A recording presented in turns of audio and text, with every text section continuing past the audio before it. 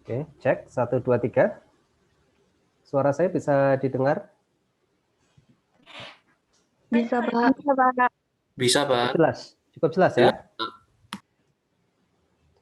Baik, kita mulai saja. Bismillahirrahmanirrahim. Assalamualaikum warahmatullahi wabarakatuh. Waalaikumsalam Waalaikumsalam warahmatullahi warahmatullahi wabarakatuh. Alhamdulillahirabbil alamin. Asyhadu an la ilaha illallah wa asyhadu anna Muhammadan abduhu wa rasuluh. Rabbi shrah li sadri wa yassir li amri wa hlul min lisani yafqahu qawli amma ba'du. Baik, rekan-rekan mahasiswa, mari kita awali dulu pertemuan ini dengan bersama baca basmalah. Bismillahirrahmanirrahim.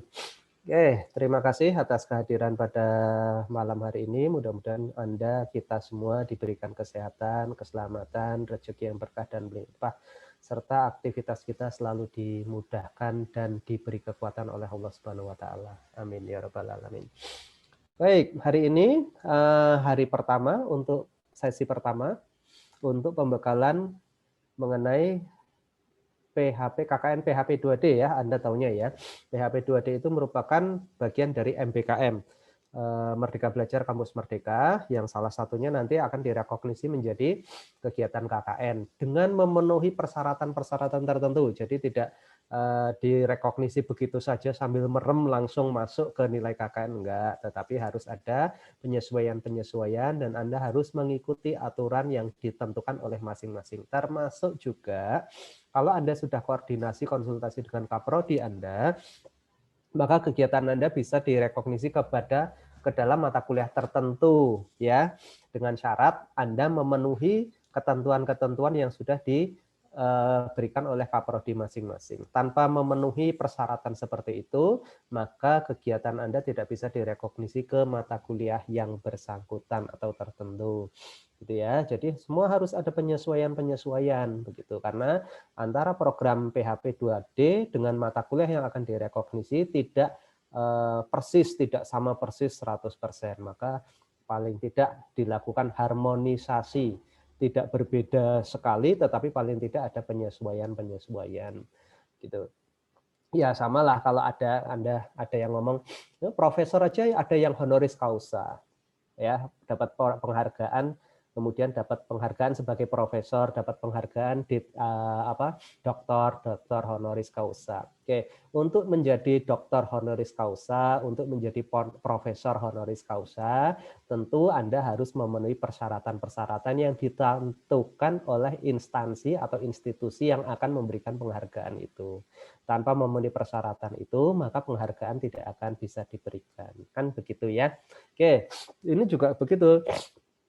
Untuk KKN juga begitu. Nah, ini saya agak cepat saja. Semestinya materi ini saya berikan waktunya 90 menit.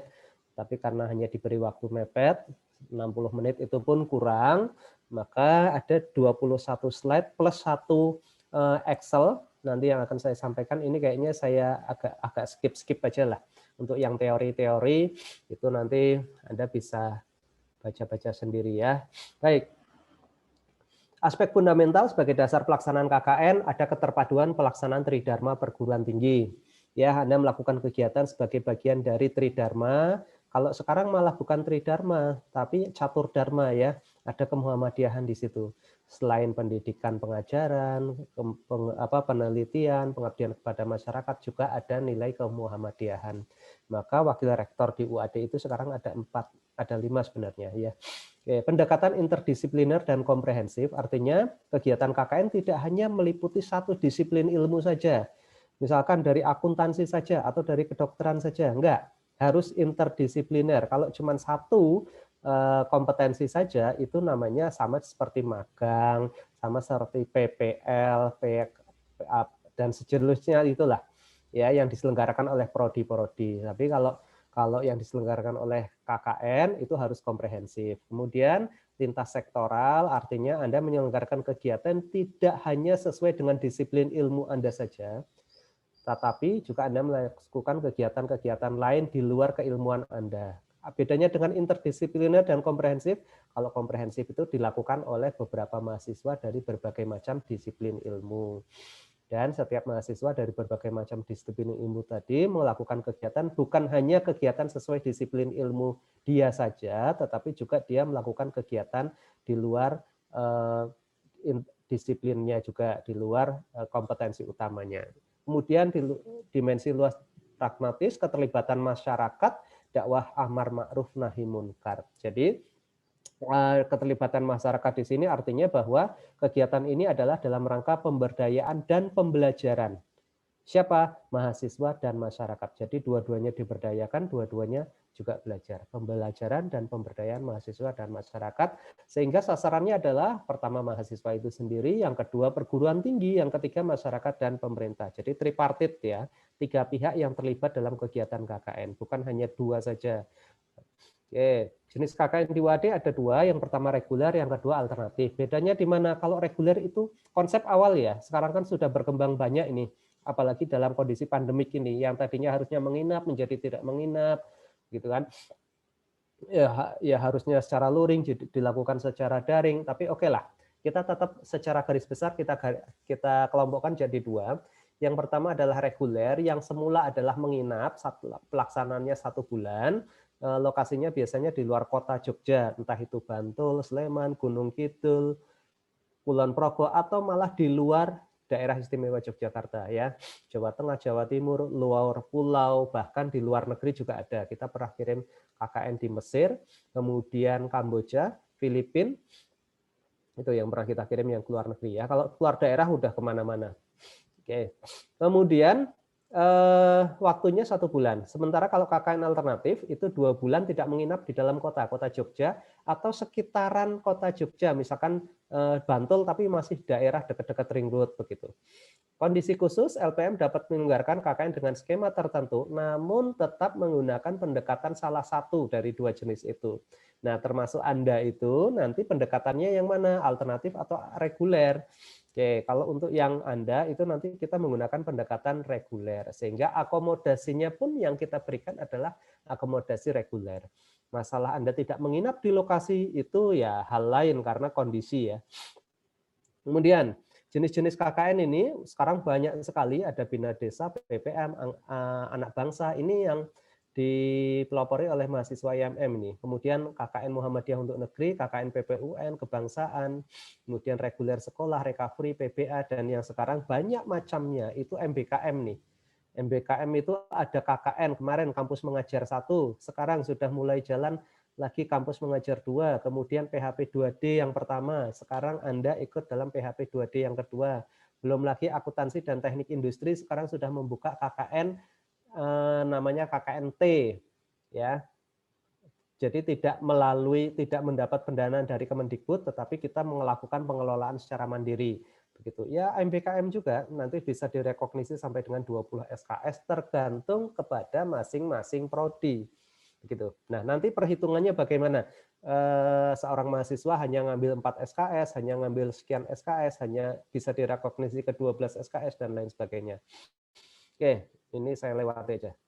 Pengelolaan KKN dilakukan secara kelompok 7-9, artinya interdisipliner ya. Mahasiswa mengikuti program apabila telah memenuhi syarat tertentu, ada tahapan persiapan, pembekalan, survei, perencanaan program, pelaksanaan, pelaporan, dan tahap evaluasi. Kemudian mengerjakan tugas setiap tahap, pendekatan sosial kepada sivitas akademik, pemerintah maupun masyarakat luas. Nah, persyaratan umum yang harus dipenuhi oleh mahasiswa UAD adalah ini umum ya, sekurang-kurangnya 110 SKS sudah lulus tanpa nilai D. Jadi kalau ada nilai D, D-nya nggak dihitung.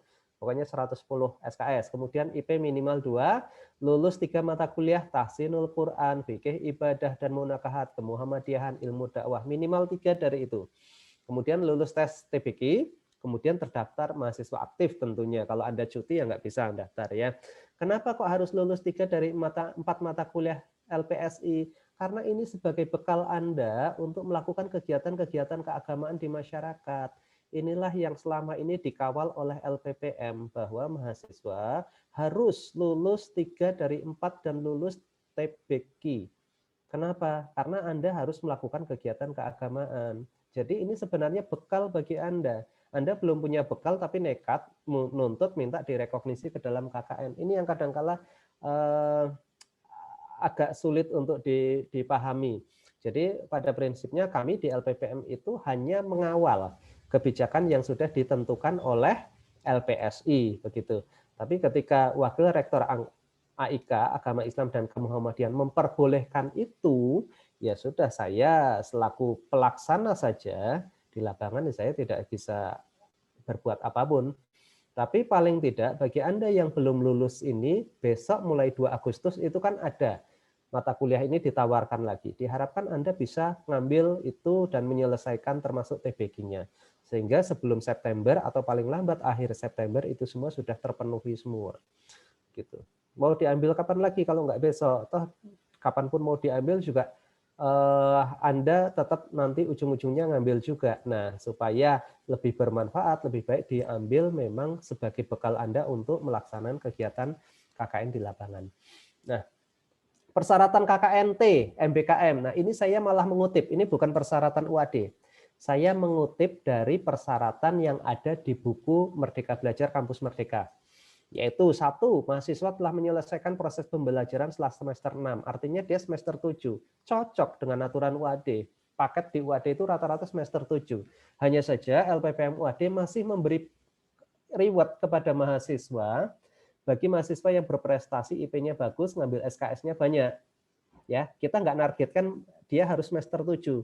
Semester 6 pun masih memungkinkan dia ambil KKN. Makanya syarat dari LPPM itu bukan semester 7, tetapi syaratnya adalah 110 SKS tanpa nilai D. Itu kalau Anda IP-nya bagus terus, itu insya Allah semester 6 udah bisa KKN itu.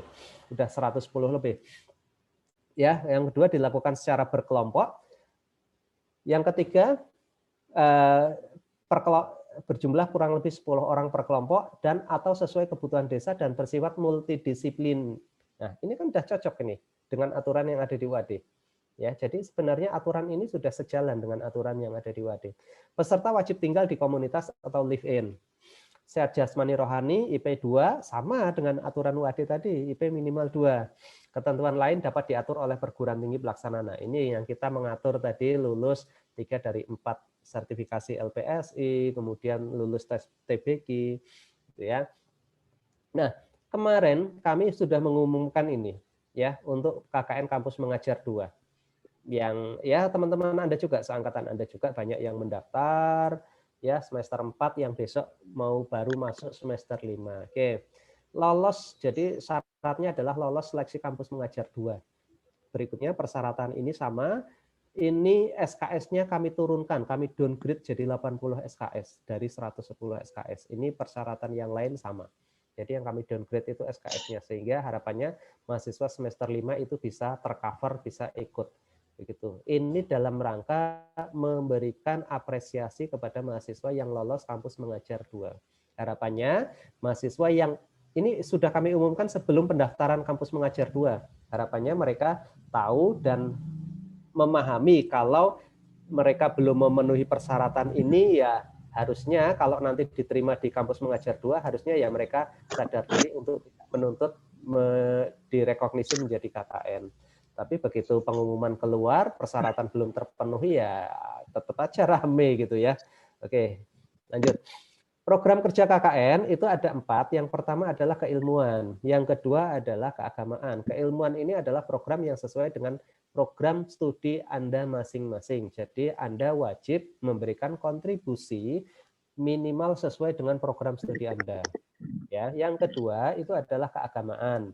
Ya, ini sebagai kegiatan dakwah Islam di sini. Makanya tadi di kegiatan keagamaan inilah Anda harus punya bekal minimal apa TBK, dan yang kedua lulus 3 mata kuliah sertifikasi. Yang ketiga adalah seni dan olahraga, kemudian yang keempat tematik. Nah, untuk KKN PHP 2D tentu Anda sudah punya tema karena ini berdasarkan kelompok yang lolos dan didanai dari Kemendikbud. Ya, temanya Anda masing-masing berbeda. Ada 6 proposal yang lolos, 6 kelompok mahasiswa KKN, 6 kelompok ormawa ya yang lolos. Silahkan nanti temanya disesuaikan dengan tema Anda masing-masing yang sudah Anda buat dalam program kerja, dalam proposal Anda. Nah, sekarang Anda sebenarnya dalam setiap kelompok yang sudah lolos tadi, kami sebut sebagai tim inti ya. Kami sebut sebagai tim inti. Nah, di KKN UAD itu sebenarnya dalam setiap untuk efisiensi pembiayaan kami sebenarnya sudah menghitung rasionalisasi, yaitu 1 DPL membimbing antara kurang lebih 3 unit. 1 unit itu 3 unit itu kita sebut sebagai satu kelompok ya. Jadi satu kelompok itu terdiri dari 3 unit. Setiap unit itu terdiri dari kurang lebih 9 mahasiswa. Nah, karena kemarin dalam kelompok PHP 2D yang kami sebut sebagai tim inti, itu rata-rata mahasiswanya hanya sekitar 12 sampai 15 orang. Maka kemarin saya menawarkan kepada para pembimbing, apakah perlu kami tawarkan, perlukah ditambah dengan mahasiswa lain sehingga terbentuk satu kelompok terdiri dari 3 unit yaitu 999. Sehingga kurang lebih 27 mahasiswa. Itu kemudian dijawab oleh para pembimbing Anda, ya mungkin dengan adanya mahasiswa-mahasiswa yang lain, tambahan mahasiswa lain, itu akan memberikan kontribusi tambahan, semangat baru, dan nilai tambah ya mudah-mudahan hasilnya juga semakin maksimal. Oleh karena itu kemudian kami mulai merekrut di LPPM, merekrut open recruitment mahasiswa untuk bisa ikut di dalam kegiatan KKN PHP 2D ini. Sehingga kepada mahasiswa yang kemarin ikut seleksi pendaftaran KKN PHP 2D ini, saya ucapkan selamat. Ingat bahwa Anda nanti akan digabung dengan teman-teman Anda yang merupakan mahasiswa inti yang sudah menyusun proposal dan proposal itu sudah dinyatakan lolos di Kementerian Pendidikan dan Kebudayaan dan memperoleh pembiayaan dari Kemendikbud. Oleh karena itu, silakan Anda sukseskan kegiatan ini secara maksimal ya, karena Anda sebenarnya memang bukan tim inti, tetapi Anda adalah mahasiswa yang bisa memberikan support sehingga memberikan hasil yang lebih optimal lagi kepada tim inti, gitu ya. Nah, untuk perhitungan JKEM-nya semacam ini. KKN itu kan bobotnya 4 SKS ya. Kita pisah, split menjadi 2 bagian. Yang pertama adalah teori, yang kedua adalah praktek di lapangan. Teorinya itu adalah pembekalan, seperti mulai hari ini ditambah besok, terus dilanjutkan dengan general test. Ya, sementara nanti setelah Anda terjun sampai dengan penarikan, itulah praktek di lapangan. Nah, kalau Anda mahasiswa FKIP pendidikan, Anda sudah paham mestinya ya mengenai bobot SKS, bobot menit dalam setiap SKS. Kalau dalam satu perkuliahan teoritik, satu SKS itu setara dengan 50 menit. Itu namanya kegiatan terjadwal. Anda kuliah 3 SKS di kelas, berarti 3 SKS kali 50 menit. Totalnya 150 menit atau 2,5 jam terjadwal di kelas. Tapi kalau Anda praktek di lapangan, dalam satu SKS itu bukan 50 menit, melainkan 170 menit. Gitu.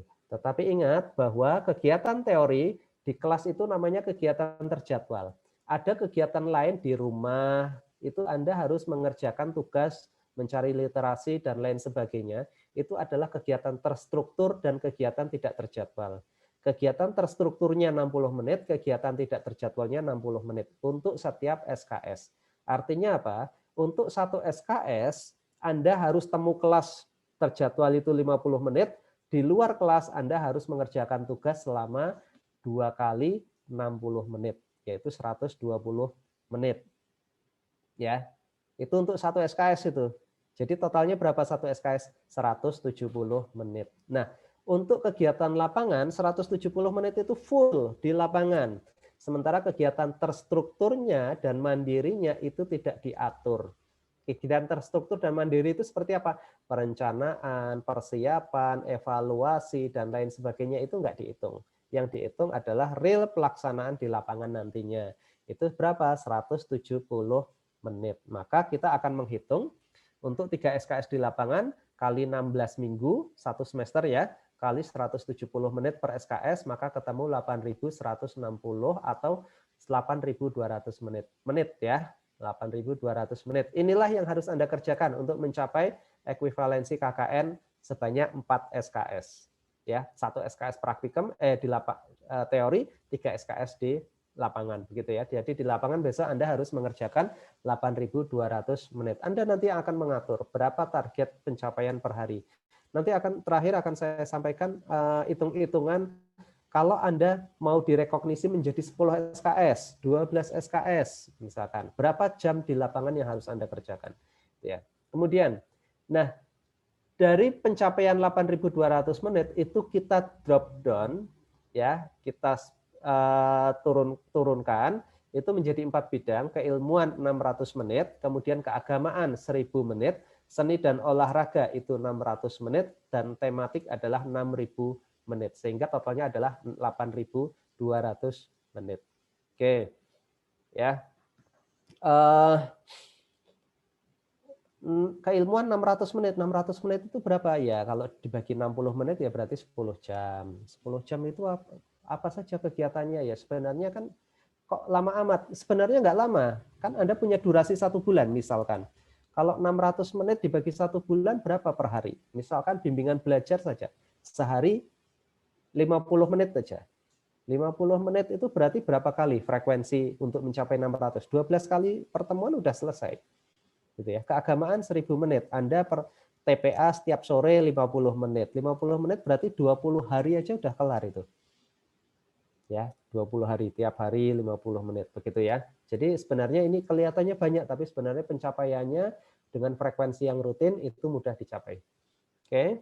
Nah, saya ucapkan selamat kepada 6 tim yang sudah lolos pendanaan program PHP 2D, program holistik pembinaan dan pemberdayaan desa. Kemudian pembimbingnya ini ada 6 pembimbing ya. Nanti kami berikan istilah ada dosen pembimbing lapangan DPL, ada dosen pendamping. Nah, yang ini kita sebut dosen pendamping ya. Dosen pembimbing itu nanti dosen yang ditunjuk oleh LPPM. Bisa jadi orangnya sama, bisa jadi orangnya berbeda nanti. Ya. Nah, termasuk juga mata kuliah lain yang akan direkognisi ke dalam mata kuliah di prodi Anda, itu nanti prodi semestinya menunjuk dosen pendamping yang akan mendampingi Anda supaya kegiatan Anda itu terarah memenuhi syarat sehingga bisa direkognisi ke mata kuliah A, B, C begitu. Nah, peran dosen antara pembimbing dan pendamping. DPL membimbing menilai mahasiswa sesuai dengan ketentuan dari Kemendikbud. Maaf, ini sebentar. Ini kebalik ini istilahnya ya. Ini dosen pembimbing sebenarnya. Karena ini berlaku untuk mahasiswa, ini yang mahasiswa kampus mengajar ini. Kalau kampus mengajar kami istilahkan sebagai pendampingnya itu yang ditunjuk oleh LPPM karena kami yang akan merekognisi ke mata kuliah. Oke.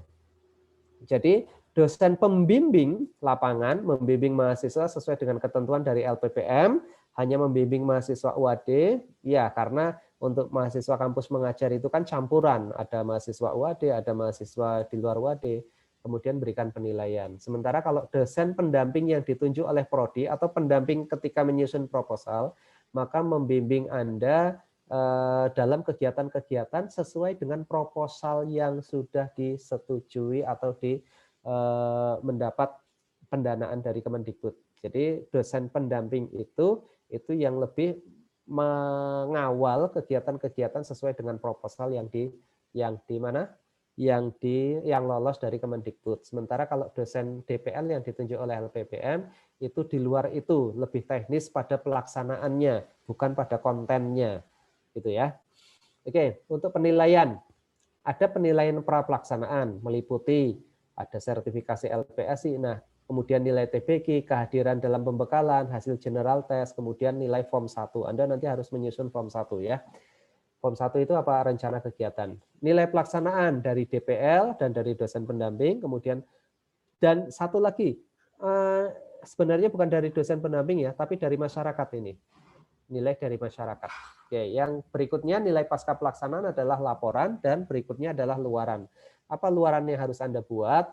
Ada 3 opsi untuk membuat luaran. Yang pertama adalah publikasi di media massa. Saya lompati dulu. Ini. Anda boleh membuat luaran pilihan. 1 publikasi di media massa, terserah media massa manapun, yang jelas media massa itu bisa online tetapi memiliki versi cetak. Contohnya kr.com. Nah, kr.com itu punya versi cetak, Kedaulatan Rakyat, ya. Atau kriteria lain bahwa media massa yang online itu tetap melalui dewan redaksi, ya, dewan redaksi. Kalau tidak melalui dewan redaksi tidak boleh. Seperti apa? Kompasiana. Kompasiana itu nggak melalui dewan redaksi. Anda nulis apapun, besok Anda revisi sendiri, lusa Anda delete, bisa itu. Ya, nah itu tidak masuk kriteria. Pak, boleh nggak saya upload di webnya LPPM atau webnya Prodi? Nggak boleh. Ya, nggak boleh publikasi di webnya sendiri, tetapi di media massa ya. Atau pilihan yang kedua, posting seminar pengabdian kepada masyarakat. LPPM UAD akan menyelenggarakan seminar pengabdian kepada masyarakat tanggal 23 Oktober. Silahkan Anda intiplah, lihat di webnya lppm.uad.ac.id untuk mengetahui DPLD, atau boleh Anda juga konsultasi dengan dosen pembimbing Anda itu ya.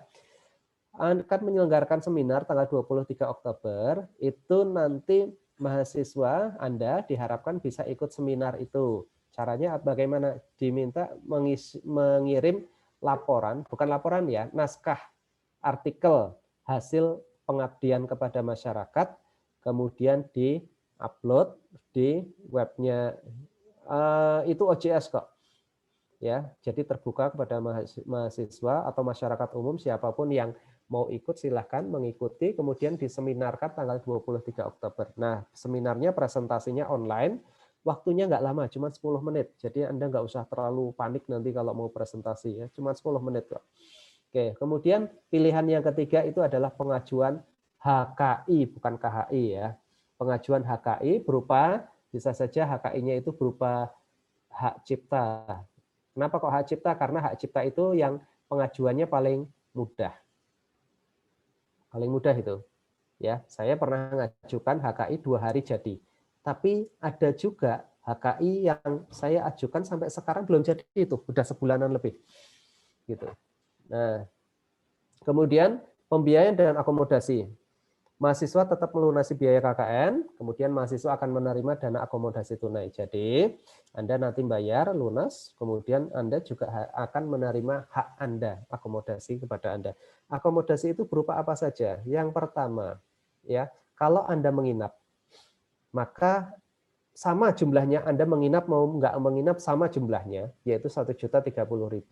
Hanya saja kami atur begini. Untuk yang menginap, itu untuk living cost, biaya hidup 800.000, itu dikelola oleh mahasiswa bisa, dikelola oleh Induk Semang bisa.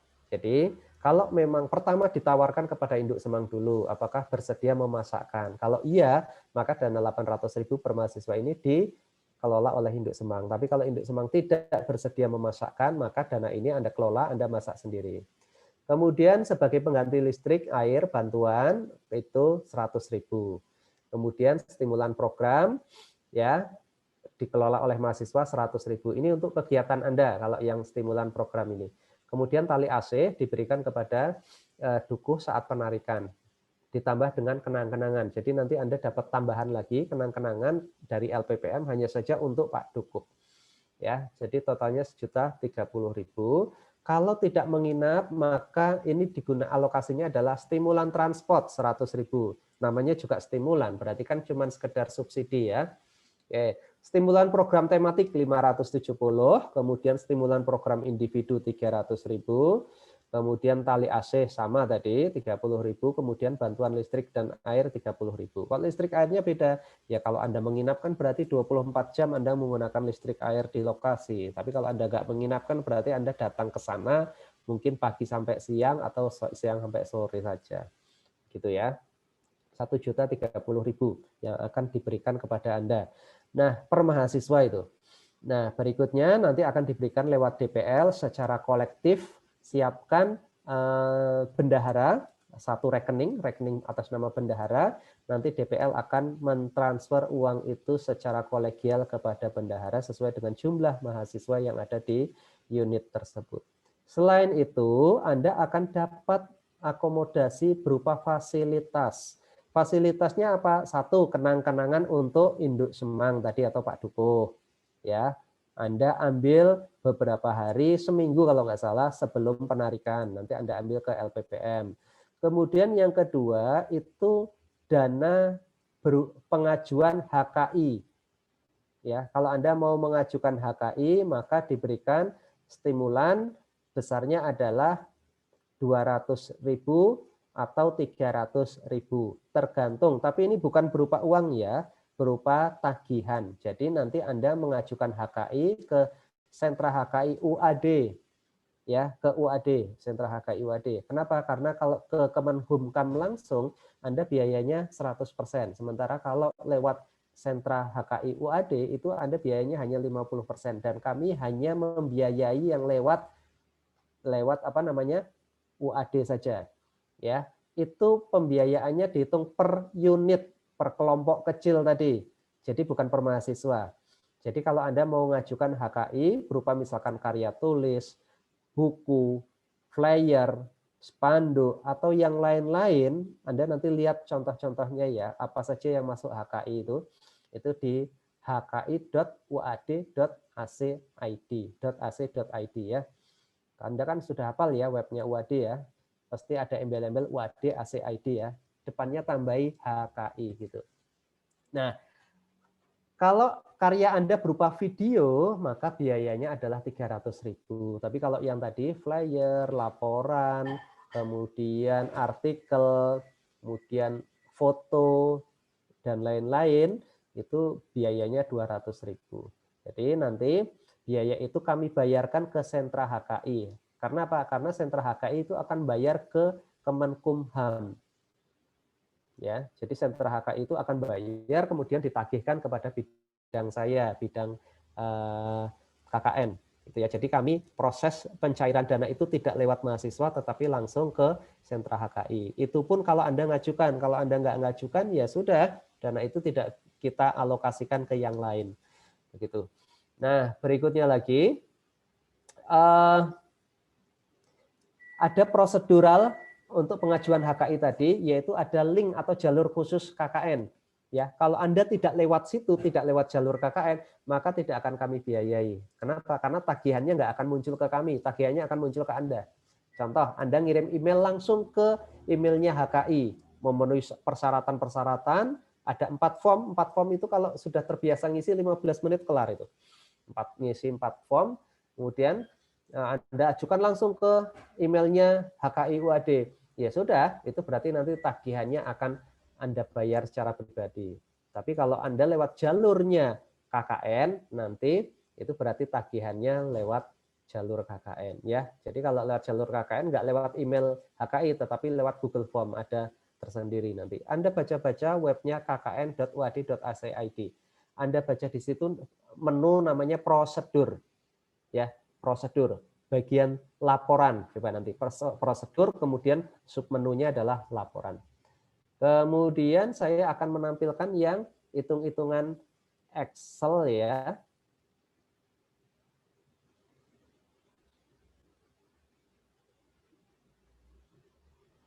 Silahkan presensi, jangan lupa. Saya akan menampilkan hitung-hitungan Excel ya. Sebentar. Share screen-nya mana ini kok hilang? Oke, ini. Excel. Saya bahas. Oke.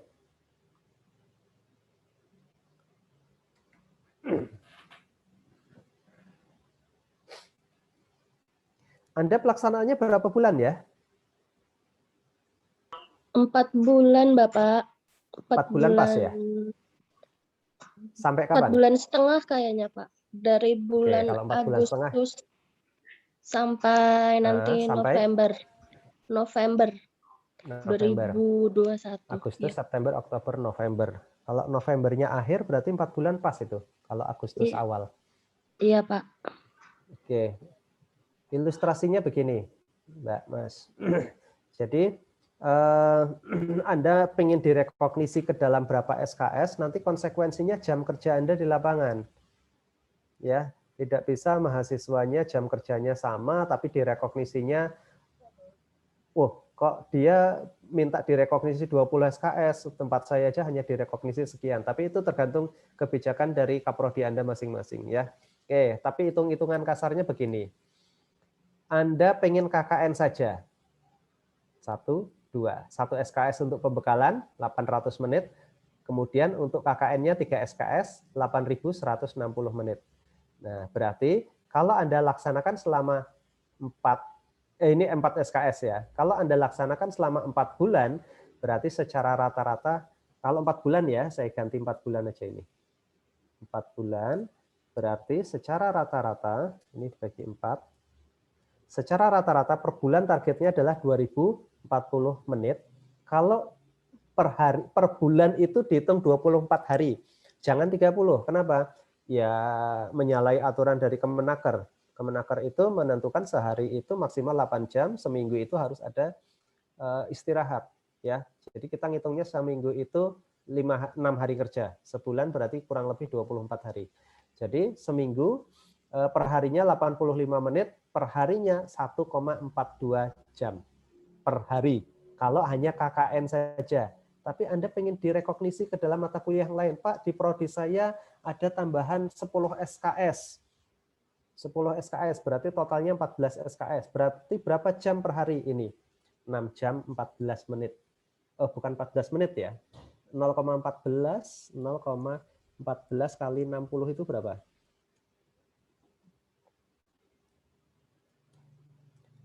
6 jam 8 menit. Nih. Ya, laksanaan per hari 6 jam 8 menit. Ini kalau mau direkognisi ke dalam 14 SKS. Pak, di prodi saya bisa merekognisi di luar KKN 12. 12 tambah KKN 4 berarti 16. Ya, berarti Anda secara rata-rata 7 jam. Dengan catatan selama 4 bulan itu terus-terusan itu ya. Seminggu 6 hari kerja, selama 4 bulan Anda kerja kurang lebih 8 jam, 7 ya. 7 jam, maka itu wajar, layak untuk bisa direkognisi ke dalam 16 SKS. Hanya saja ingat bahwa 7 jam ini full kegiatan, di luar persiapan, perencanaan, dan lain-lain, evaluasi, itu semestinya seperti itu. Ya, di lapangan bagaimana silakan nanti konsultasi dengan DPL begitu. Karena dalam masa pandemik ini tentu hitungan-hitungan ini tidaklah hitung-hitungan kaku semacam ini. Karena apa? Kami masih mentolerir kegiatan-kegiatan yang harus dilakukan secara online begitu ya, secara daring begitu. Oke, sampai di sini mungkin ada pertanyaan. Maaf ya, saya agak ngebut ini ya, karena ngejar sebelum jam 7 harus kita akhiri nih, supaya nanti pemateri kedua tidak terganggu. Tapi pas Isya ya nanti jam 7. Mungkin Anda nanti bisa minta izin ke pemateri kedua supaya diundur lah 15 atau 30 menit supaya bisa sholat Isya dulu. Diundur tapi ya waktu selesainya juga diundur, tetap 60 menit.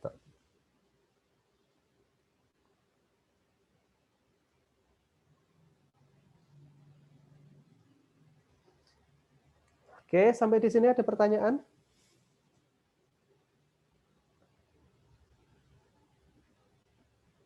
Baik, mudah-mudahan bisa dipahami semua ya. 59 mahasiswa yang hadir, 58 ya. 58 mahasiswa yang hadir. Oke. Dari 141, Pak. Wah, dari 141. Lah kok awal yang kurang baik ini. 141, 59. Nah, 90-an sendiri yang nggak hadir. Mungkin Jadi yang bisa hadir diabsen, Pak, dari tim mana saja yang sudah hadir, Pak. Takut gimana? saya mungkin bisa diabsen, Pak, tim mana aja yang sudah hadir. Takutnya ternyata ada satu tim yang tidak tahu Oke, infonya bagaimana. coba saya cek dulu dari timnya Pak Anton. Ada yang sudah ada yang hadir? Yang pembimbingnya Pak Anton?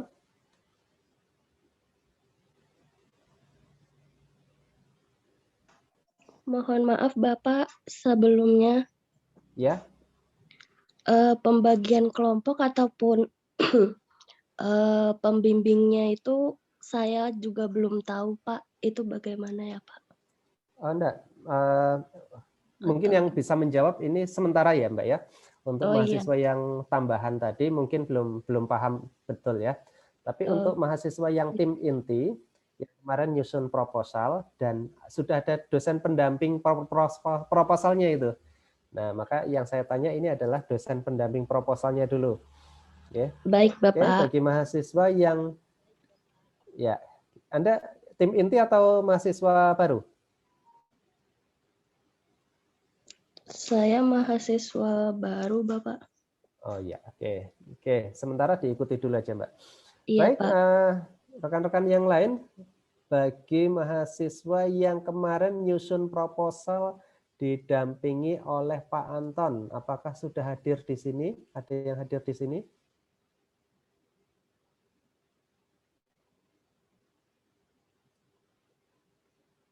Waduh, oh, nggak ada tanda-tanda. Izin Bapak, Ya. mungkin saya perwakilan dari tim inti dari dosen pembimbing Bapak Hadi Sasongko. Nah, ini mungkin teman-teman tim inti yang tim lain mungkin belum tahu infonya, Pak. Soalnya di grup tim inti PHP 2D yang 6 tim tersebut tidak ada yang men-share infonya, Pak. Saya pribadi dapat info ini dari salah satu teman saya, Bapak. Mungkin itu, Bapak.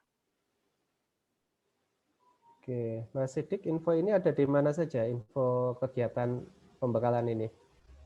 Di web, Pak. Di web KKN, Bapak. Di web KKN, Anda nggak ngikuti web ya, Mas ya? Nggih, Bapak. Oke. Kalau yang di grup itu, saya kan nggak. Ada staf LPM yang ikut grup itu nggak? Tidak ada, Pak. Nggak ada. Iya. Kita nggak bisa masuk akses ke situ, Mas. Mungkin ini Pak, nanti saya sampaikan ke adminnya untuk Bapak bisa dimasukkan ke grup itu Pak, tim inti PHP 2. Mas Sidik aja. Pak Sidik aja itu yang dimasukkan. Jadi kalau ada pengumuman-pengumuman, beliau bisa langsung share ke situ. Baik Bapak. Oke. Terus, bentar. Anda bimbingannya Pak Hadi ya? Nggih Bapak. Temanmu hadir semua yang di bimbingan Pak Hadi di sini? Ada yang hadir Bapak. Alhamdulillah rata-rata ini hadir Bapak. Oke, baik. Berikutnya untuk yang pembimbingnya Pak Sariful Fahmi, adakah yang hadir?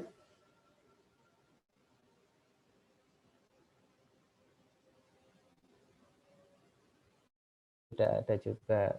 Untuk pembimbing proposalnya oleh Bu Ariati Dina Puspitasari, adakah yang hadir?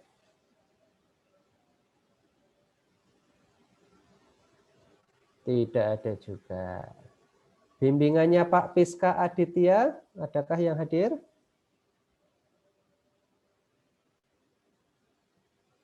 Tidak juga.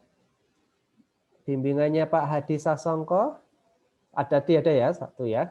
Kemudian bimbingannya Pak Ibu Ginanjar.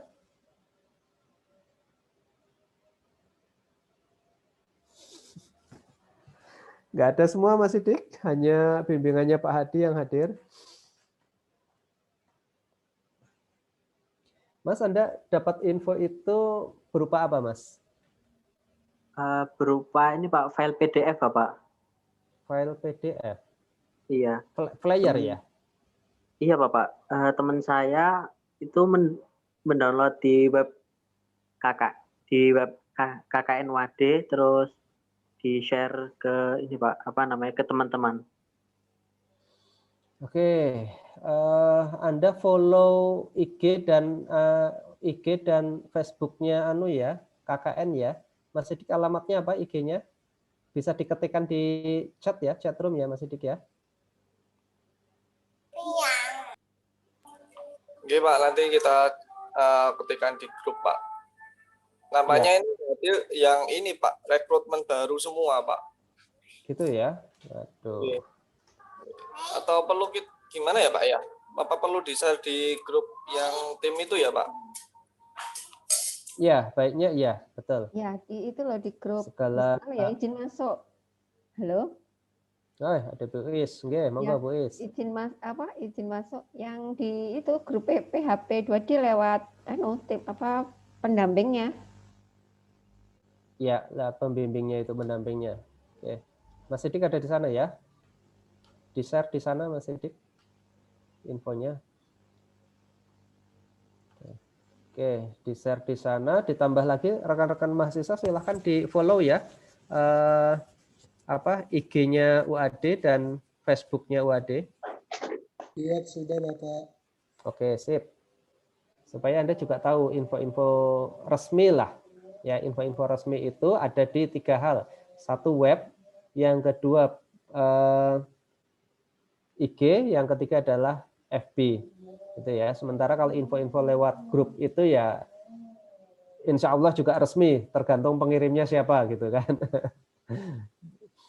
Mudah-mudahan tidak ada yang menghoaxkan gitu ya. Ya, monggo Bu Is.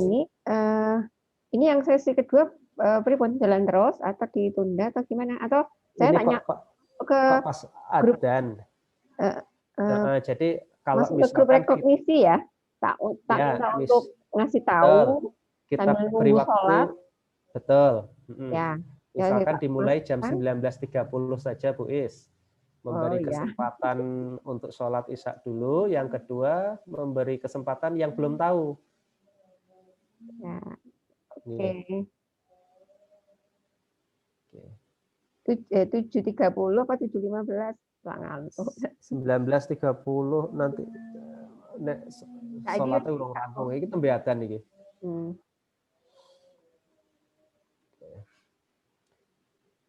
Sudah tak ngasih pengumuman itu. Oke. Matur nuwun Bu Is.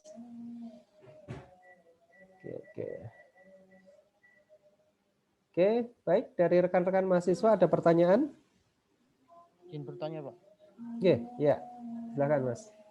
Itu yang daftar mahasiswa lolos seleksi di web itu include dengan yang sudah lolos itu atau semua mahasiswa baru, Pak?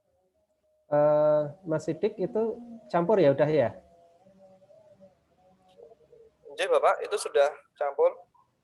Sudah terbentuk kelompok atau belum itu? Kalau masih kelompoknya masih dalam proses, Pak. Oh ya, oke. Jadi Anda belum dikelompokkan? Belum. Sudah gabungan Mas, mahasiswa inti dan mahasiswa baru itu? Yang diumumkan di web ya Mas ya, itu sudah mahasiswa yang gabungan dan yang inti. Oke, matur nuwun, Pak. Oke. Gitu, yang lain ada? La ilaha illallah.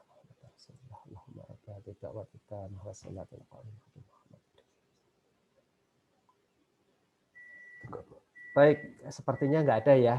Baik, kalau nggak ada, kita akhiri. Jadi saya ucapkan kepada mahasiswa yang baru maupun yang tim inti, saya ucapkan selamat karena Anda sama-sama telah lolos seleksi. Yang tim inti telah lolos bisa mengusung proposal sampai lolos dari Kemendikbud. Sementara yang mahasiswa tambahan, yang mahasiswa baru, itu juga kemarin yang masuk mendaftar di program KKN PHP 2D ini cukup banyak, sehingga kami harus melakukan seleksi dengan berbagai macam kriteria dan pertimbangan, dan akhirnya Andalah yang lolos terpilih. Jadi saya ucapkan selamat. Mudah-mudahan dengan terpilihnya Anda, program-program PHP 2D ini bisa sukses dan bisa memberikan hasil manfaat yang semaksimal mungkin, baik bagi UAD, mahasiswa, maupun kepada masyarakat. Begitu ya. Dan mari kita akhiri dengan bersama baca hamdalah. Alhamdulillahirabbil alamin. Wassalamualaikum warahmatullahi wabarakatuh. Waalaikumsalam warahmatullahi wabarakatuh. Terima kasih, Pak. Ya, sama-sama. Silakan ada jeda 30 menit untuk sholat dulu, nanti jam 19.30 masuk kembali, karena tadi seperti yang disampaikan di materi tadi, salah satu penilaiannya itu adalah kehadiran di pembekalan ya. Oke. Saya izin live. Pak Beni, maaf, ini ada yang tanya, Pak. Ya. Di chatroom, Oh, Pak. nggak baca. Nggih, apa-apa, sebentar.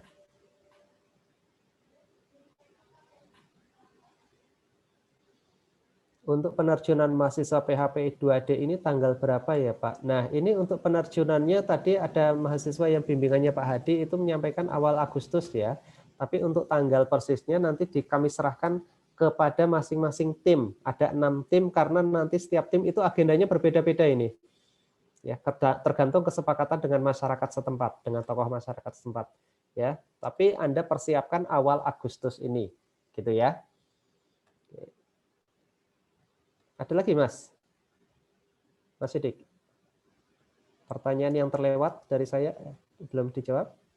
Sepertinya sudah, Pak. Oke, baik. Baik, saya izin live nggih. Assalamualaikum.